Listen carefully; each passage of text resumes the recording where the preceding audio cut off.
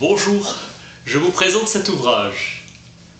Nicolas Machiavel, Le Prince.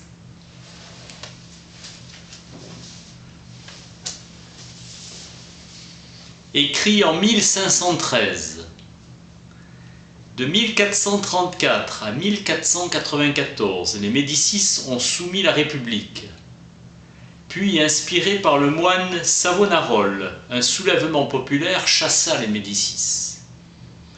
Puis il est condamné et brûlé. Nicolas Machiavel devient secrétaire de la chancellerie. Il sera écarté plus tard et écrira ses œuvres. Il comprend que seul un homme peut fonder et diriger une république et qu'il faut unifier l'Italie.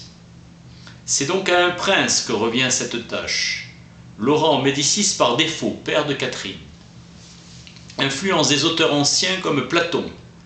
S'inspirer de Xénophon et d'Aristote pour conseiller au prince de vivre en accord avec ses sujets. Cet ouvrage est un cours de politique à l'usage des princes. Il rêve d'un monde où les valeurs civiques joueraient le premier rôle, Tite-Live et Polybe. Machiavel est le premier à voir la politique comme un jeu de passion et d'intérêt animant des forces opposées. Il y a toujours une lutte à mener. Il trouve et s'inspire de la science politique d'Aristote et Polybe et envisage la politique d'une façon nouvelle. Après sa mort, l'œuvre fut publiée et heurta violemment les sentiments de certains lecteurs. L'Église est émue après l'avoir traité d'auteur démoniaque. La dénonciation de l'œuvre perdure. Pas toléré en Espagne, ignoré en Angleterre, comme il est dit dans Le Prince. En cherchant le chemin tortueux qui mène vers la liberté, c'est par un combat sans fin que se conquiert et se maintient la liberté. Il trouve en France un public plus étendu, mais on lui reproche à tort d'être sans religion. Machiavel ose, comme il écrit dans sa dédicace, donner des règles de conduite à ceux qui gouvernent. Il est un théoricien de la ruse. Loin des affaires, il se sent inutile et appelle à la réunification de l'Italie. Perçu comme cynique et dépourvu d'idéal, il conseille des voies qui ne sont pas vertueuses. Rompre sa parole sans manquer à la bonne foi si les circonstances changent. En 1571, sa réputation grandit et il s'impose en France. Penchant pour la démocratie, Latine res publica, l'État. Innocent l'attaqua violemment, le discours, en développant la thèse du machiavélisme. Entache Catherine de Médicis, coloration péjorative. Son ouvrage est une arme entre les mains des protestants. Machiavel a appris à ses élèves, les lecteurs, qu'il faut éviter d'heurter l'opinion publique en matière de morale et de religion. L'Église romaine le combat. Mauvaise réputation chez les Stuarts aussi. Le traducteur anglais prévient le lecteur de lire l'ouvrage comme une carte marine, écueil et récif.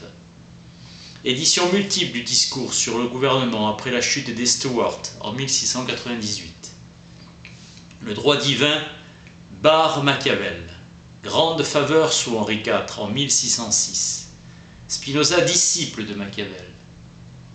2 éditions sont dans la bibliothèque de Spinoza en langue originale et en latin. Ferveur égale à la lecture de Descartes. Influence du Florentin. Il suppose que Machiavel a voulu mettre en garde les peuples contre le danger de se donner un maître.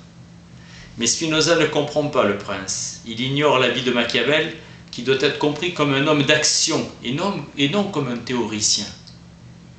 Vue statique de Spinoza sur la politique. Machiavel compare le corps à une cité. Chaque jour, quelque chose s'y accumule qui exige un traitement. Toutes les choses du monde voient achever leur existence. Spinoza est séduit par la rigoureuse méthode expérimentale. Spinoza, les hommes sont conduits par l'aveugle désir plus que par la raison.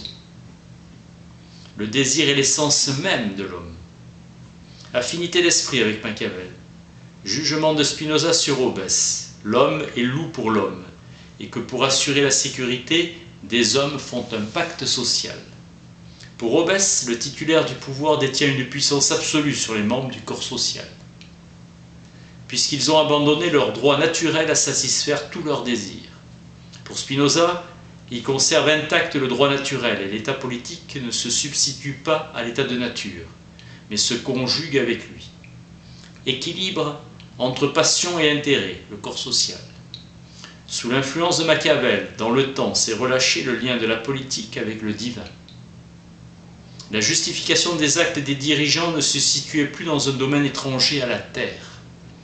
Un Richelieu, un Mazarin apprenaient du Florentin à abaisser les grands, à lutter contre l'anarchie et faire régner l'ordre et la prospérité matérielle du pays. Le meilleur ordre se fonde sur la liberté, et la vraie liberté est celle des républiques. Les chefs politiques ne doivent songer ni au salut de leur âme, ni à leur jouissance ou à leur grandeur, mais au salut, à la prospérité de la collectivité dont ils ont la charge. Un anti-Machiavel, Frédéric II de Prusse, le remettra au premier plan. Il formera l'esprit de Montesquieu et de Rousseau, ce grand esprit. Maître à penser pour avoir osé séparer la politique de la morale et de la religion. Pour Locke, la liberté est de jouir de ses propriétés en paix et en sûreté. Locke donne la primauté au pouvoir législatif, éloge de Machiavel aux trois pouvoirs coexistants qui s'équilibrent. Montesquieu emprunte à Machiavel l'idée que le bien commun peut être le fruit de la lutte des partis. Importance de l'opposition entre la Chambre des Lords et des Communes, les Whigs et les Tories. Montesquieu, voyant revivre le conflit des patriciens et des plébéiens, ressort de la grandeur romaine. Montesquieu étant partisan d'une monarchie tempérée. La sauvegarde de la liberté passe par la balance des pouvoirs et le conflit des partis. Rousseau sera républicain et cite Machiavel pour corroborer son opinion. En 1775, dans l'encyclopédie, il expose les fondements politiques qui seront dans le contrat social. Il tient le prince pour un satyre, une dénonciation des procédés des rois et chefs d'État. Rousseau invite la volonté générale pour premier principe de l'économie publique et règle du gouvernement. Chaque citoyen doit s'exprimer isolément selon son intérêt et la volonté générale est la résultante de ses intérêts particuliers. Quand un parti l'emporte, c'est une fraction du corps social et cela n'exprime plus la volonté générale. Machiavel ne demande rien aux hommes et les prend comme ils sont.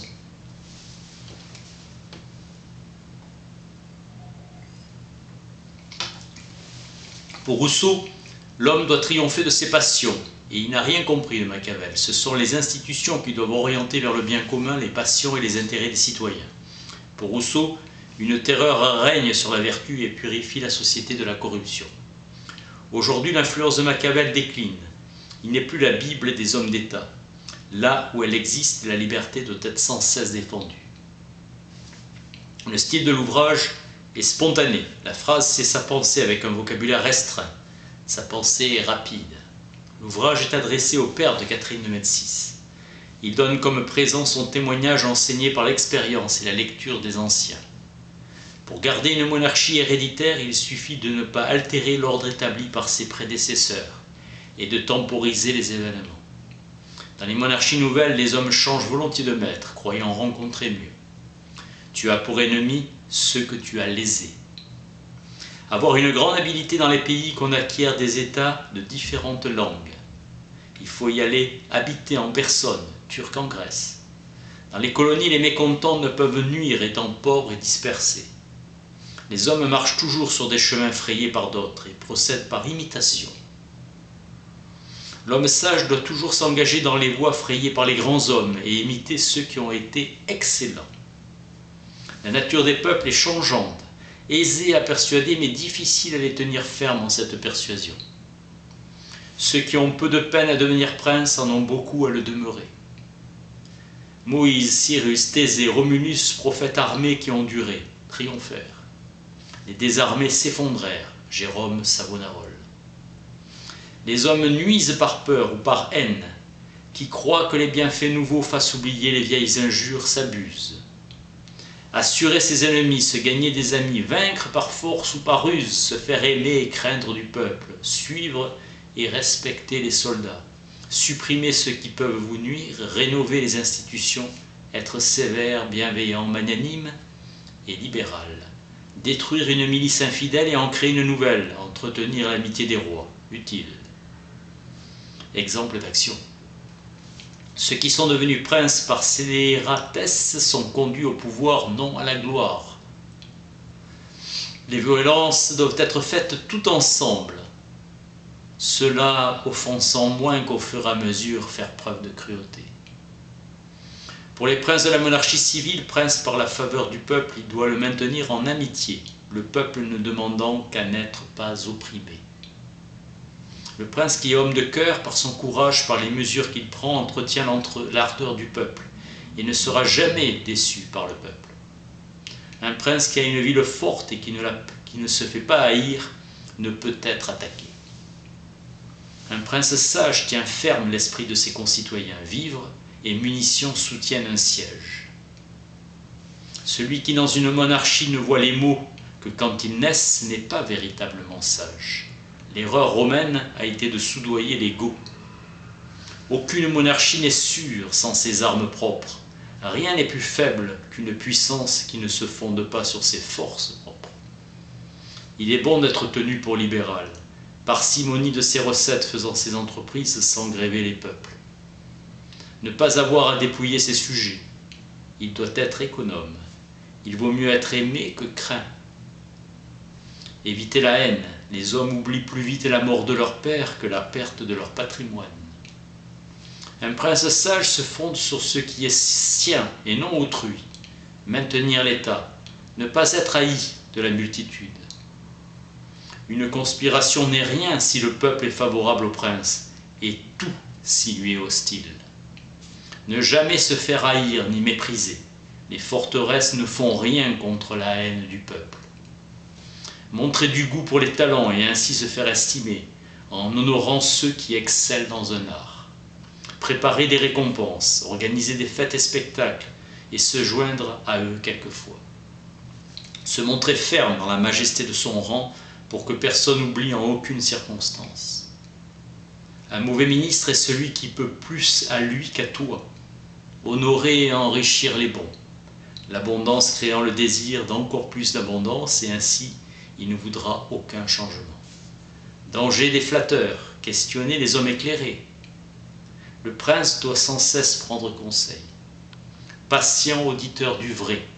La paresse et non le sort fait perdre les États, en s'enfuyant au lieu de combattre.